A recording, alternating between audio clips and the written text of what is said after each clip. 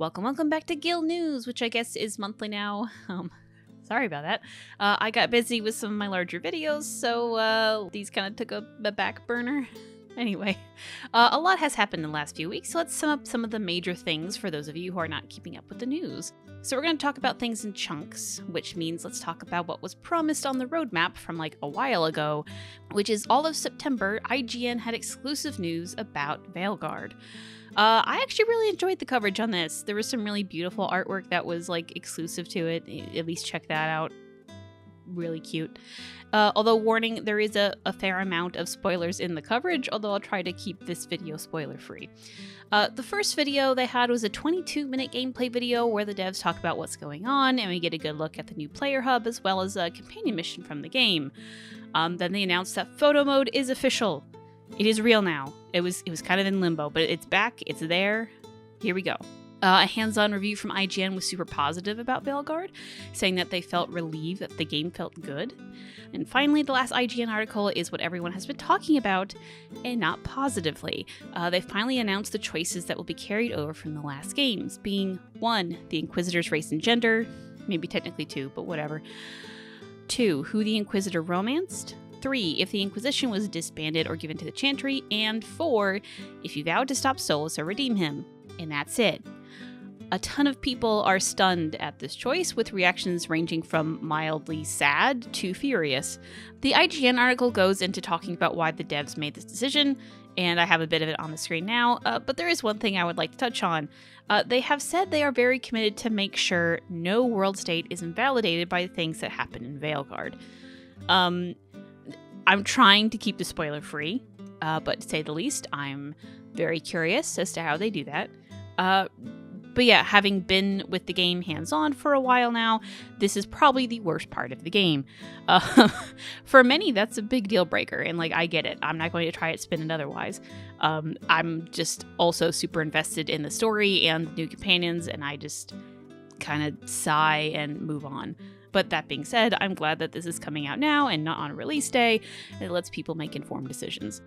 Moving to other bits that happened outside of IGN news, BioWare announced that India and Turkey can now get the game on Steam, although at this time there hasn't been word on a console release. Early in the month of September, and while I was so busy, BioWare invited a ton of people out to have a hands-on preview of the game and collect footage from the reviews. On the 19th, the embargo lifted, and we have been blasted with all sorts of information about Veilguard's character creator and some of the early game quests. Now, if you want to avoid spoilers but want to look at what people have said, I would say most of the reviews say that Veilguard actually looks very promising, and they're looking forward to playing it in full.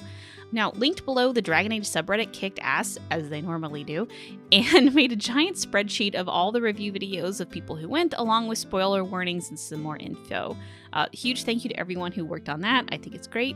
So if you are interested in these, please go check that out. Moving on, earlier this week, BioWare ended up being in the PlayStation show, showing off more of Tash and a dragon fight with minimal HUD element options. Now, quietly alongside that was also a look at the mage build.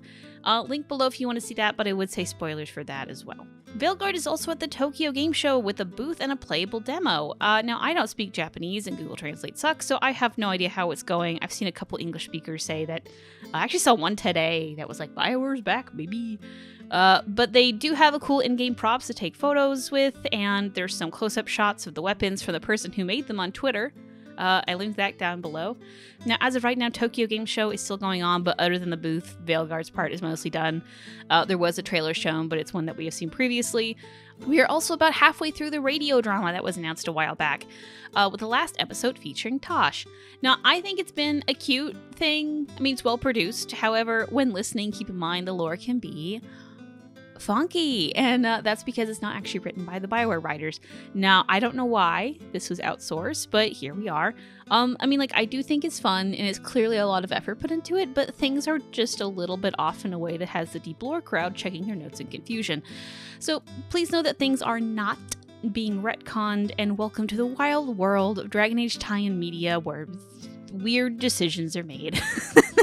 Now we enter the world of not knowing what to expect next. The last roadmap we have lasted until the end of September, and supposedly we're already done with the IGN articles.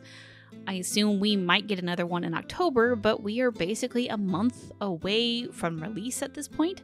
So hopefully I get back to more regular news uploads and we get something to actually talk about. And with that, Durez Sherrill.